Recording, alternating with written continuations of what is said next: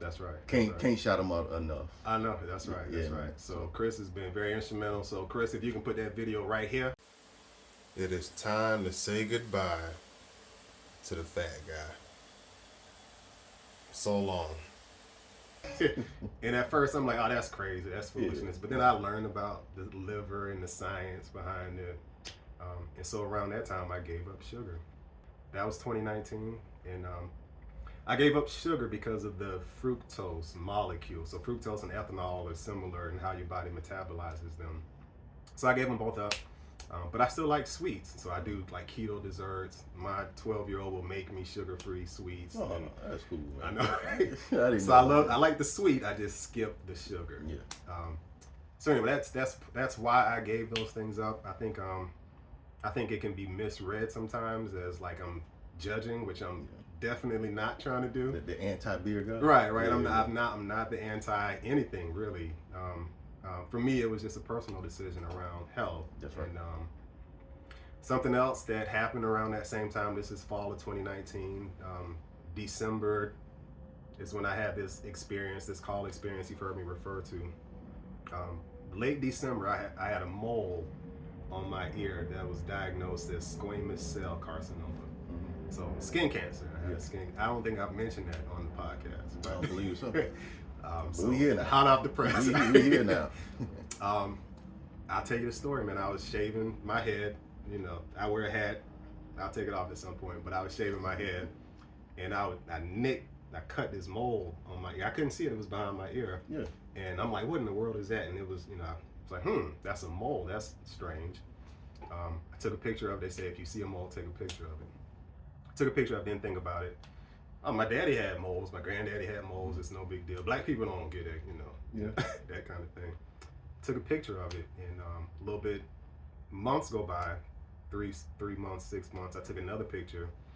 I'm like, that's growing. That is bigger than it was last time around. So I went to a dermatologist, and I was diagnosed with skin cancer. So that was another reason why I got off the alcohol as well as the sugar. So it's not about judgment to me. I just want to be clear in that. Enjoy. I'm all about health first though. So as long as you're healthy, then I'm okay with it. But if you're not healthy, then I'm like, you might want to give that stuff up. You might want to take a step back. Yeah, take a step back. So let's see. What questions, man? I can keep talking, but that's probably a good breathing point. So you had the revelation. Do you want to share the revelation? Yeah. I'll talk a little bit about the revelation. This gets into the spiritual stuff a little bit. Revelations. I saw one guy make it's like the mind struggles with an answer, and then it's and then all of a sudden you get this answer. And so I did not understand the fasting stuff. I was trying to read, trying to understand. I was watching this video, Jason Fung. It's a 45-minute video. I think you saw it as well, but I think we both commented on it. That was when the video first dropped. Excuse me. But watching the video one night, and I'm just sitting there, and I'm like, I don't understand it. And it was like, man, I really need to learn this so I can help people with it. So and it was explain it. That's right. And to be able to explain it to other people. And it was like, boom. And then it all just kind of hit me. And I just showed Joey the revelation. I typed it on my phone. But ultimately, long story short, was that it was this idea that there's really 2 states of existence. So there's a fed state or a feasting state when you're eating, when you're storing fuel. And then there's a fasting state, which is the time when you use that fuel as energy, so you pull the fuel out. And so all you have to do is spend more time in a fasted state. So that was this revelation. It was such a simple thing, but I was like, oh, that explains. It was a struggle for decades, but once this happened, it's like it fell off right after that. So that was before you saw his video where he was explaining the refrigerator versus the deep freezer? That is a different video. That's a shorter video. So I watched all those, and I still didn't get it. I watched them all. I didn't get it. This 2-compartment problem. It was. I'm thankful for his research now because I understand it. But at one point I didn't get it, and then I just had this. It all came clear in one event. And then I was like, okay, I gotta do it now. But it was easy. It was easy once I understood it. It's really fast, and then eat, and then fast. and eat and fast and eat. It's a cycle. It's a cycle. And so I started off 18 hours, then I got up to 20, then I got up to 1 meal a day. I got into multiple day fast, and so fasting can be scary because it sounds like starvation. Yes. Yeah, and that's because we did the fast way out. Oh, Do you have a shirt? Oh man, represent. So we shared fasting with a lot of people, and that's people's first concern that you're trying to starve me or whatever. Yeah. So understanding starvation versus fasting is something that if you never fasted or if you never even looked into it, it's like I'm not eating. Yeah. I'm not eating. I'm not gonna be happy until I eat. Right. So yeah, that's a big hurdle for people to kind of get over before they're willing to actually do their first fast. Yeah. And I think understanding is a big part of that because you're not starving. You're just switching your fuel source. So you're switching from this to this right here. It just takes about 12 hours for that switch to happen. So That's right, man. Once I understood that was a game changer. So I guess this goes back to the self-experimentation because this is essentially what I did when I lost 40 pounds. And this was before you introduced Jason Fung to me. So I didn't know, I knew what I was doing and it was working, but I didn't know the mechanics of it. I didn't have the vocabulary for it. I couldn't explain it, like why it worked. I can just tell you, I did this, I ate early dinner and I ate a late lunch and I was super active. Yeah. It boiled down to that. And then when you told me about Jason Fung and I started checking out the videos again on the science part, it's like reading a chemistry paper. I'm like, hold on.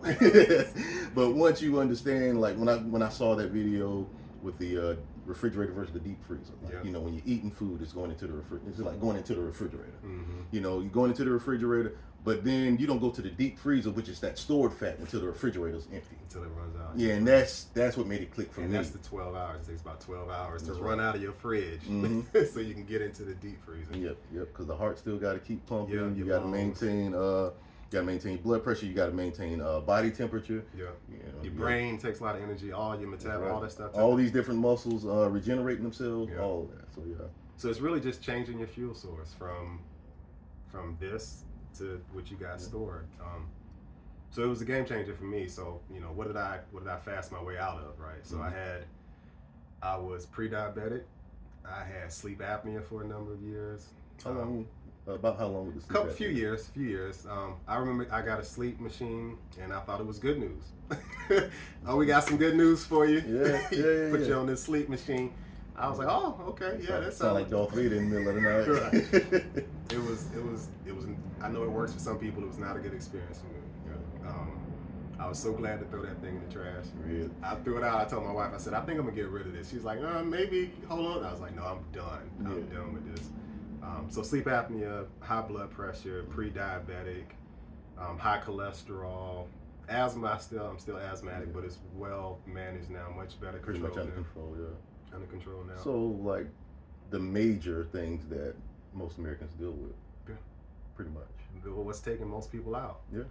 And I know it would have taken me out. That's something, man. So if I was in that bad a shape then, here we are. And about what age were you? I'm 42 now, so that was 38. I was 38. So which would,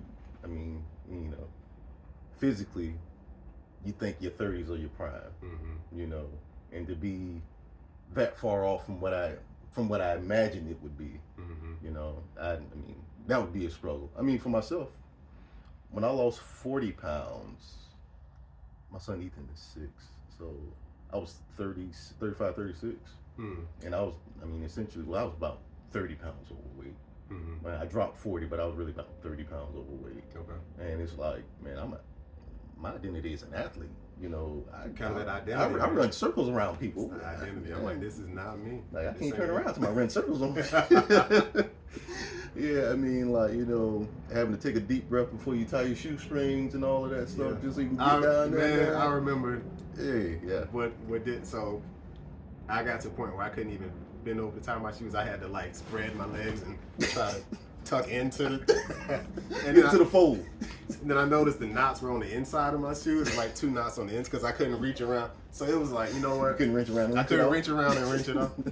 I was done, man. I was over it. But I knew it took me a long time to get to that point. So I think that was my rock bottom. Yeah. Unfortunately, it took hitting rock bottom for me to kind of wake up. I'm glad I woke up. It was just in time, and I know I wouldn't be here. Yeah. Especially 4 years later, I would have been 350, 400. Like that's the walking heart attack.